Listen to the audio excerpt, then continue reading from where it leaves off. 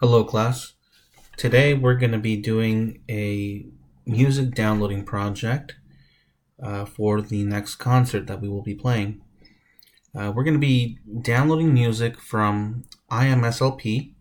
We're going to be using this website for our demonstration because it has the largest catalog of concert music in the internet.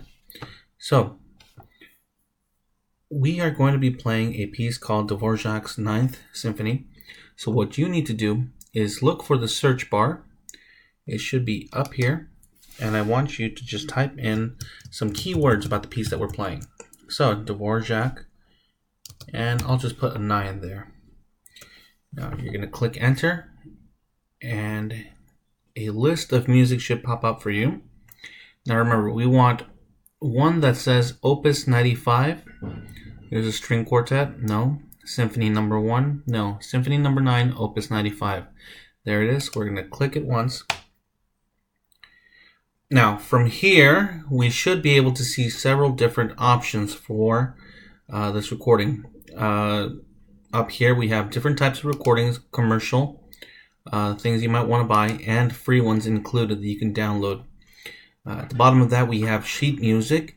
You should be able to find your part by simply going to the tab that says parts.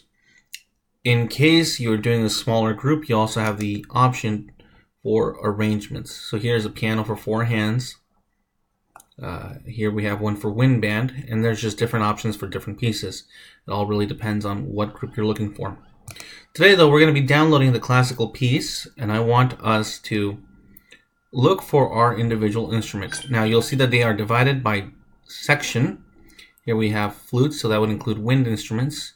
Here we have string instruments, and here we have a couple of outliers based on the rate of downloading.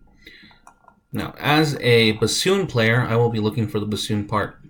So over here, I have an option for more parts. I'm going to click on that and see that I have different options.